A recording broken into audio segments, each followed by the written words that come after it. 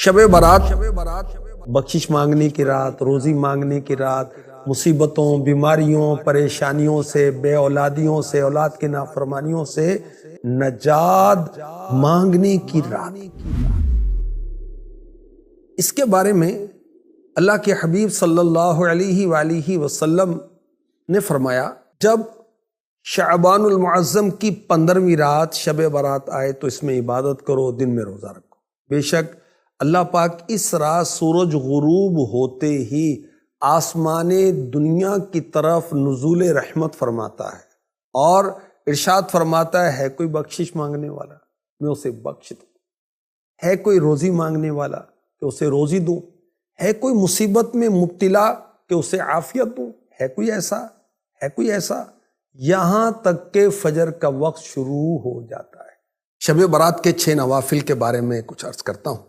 امیر المؤمنین پہلی صدی کے مجدد حضرت سیدنا عمر بن عبدالعزیز رحمۃ اللہ تعالی علیہ ایک مرتبہ شعبان المعظم کی نصف رات یعنی 15ویں رات یعنی شب برات عبادت کر رہے تھے۔ آپ نے جب سر اٹھایا تو ایک سبز پرچہ ملا جس کا نور آسمان تک پھیلا ہوا تھا۔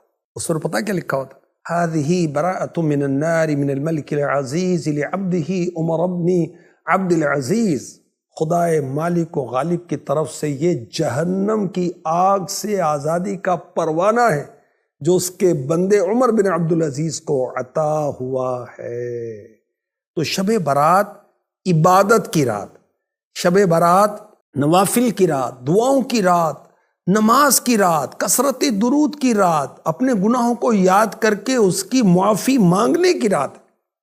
اور اولیاء کرام کی یہ روٹین رہی کہ وہ شب برات پر مغرب کی نماز کے فرض اور سنتوں کے بعد 6 رکعت 2 کر کے پڑھتے تھے۔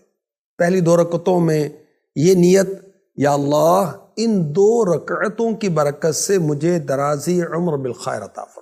پھر 2 رکعتوں میں یہ نیت فرمائیں، یا اللہ ان 2 رکعتوں کی برکت سے بلاؤں سے میری حفاظت فرما۔ پھر 2 رکعت پڑھنی ہے تیسری مرتبہ، اس میں کیا نیت ہوگی؟ یا اللہ ان 2 رکعتوں کی برکت سے مجھے اپنے سوا کسی کا محتاج نہ کر۔ نوافل پڑھنے کا طریقہ کیا ہے؟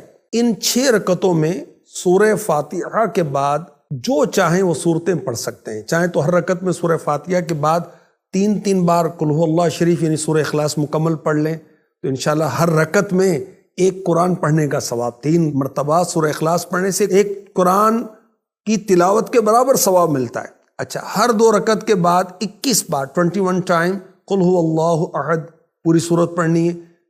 پھر سورہ یاسین، یعنی یہ کر لیں یا یہ کر لیں یہ بھی آپشن ہے، اور دونوں کریں یہ بھی آپشن ہے، اور یہ زیادہ بیسٹ ہے۔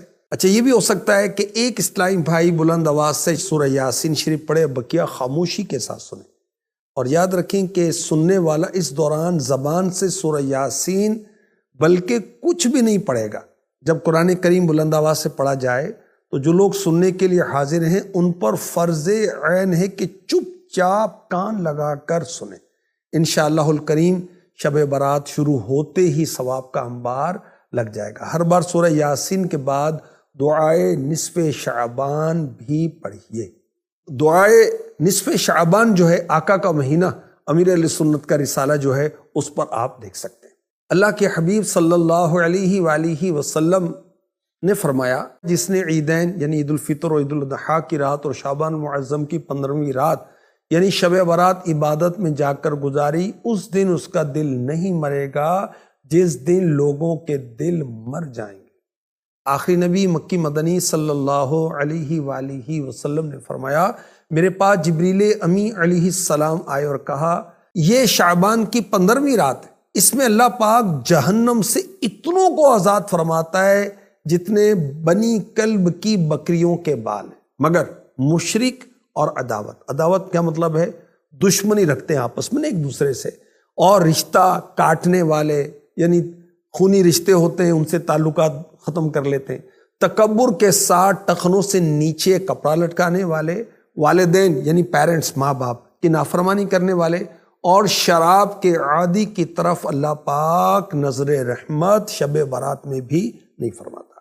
حدیث پاک میں ہے جو کوئی شب برات میں 100 رکعت پڑھے تو اللہ کریم اس کے پاس 100 فرشتے بھیجے گا، جن میں سے 30 فرشتے اس سے جنت کی خوشخبری سنائیں گے، 30 فرشتے اس سے عذاب دوزخ سے بچائیں گے، 30 فرشتے اس سے دنیا کی تکلیفیں دور کریں گے، اور 10 فرشتے اس سے شیطان کے مکر و فریب کو دور کر دیں گے۔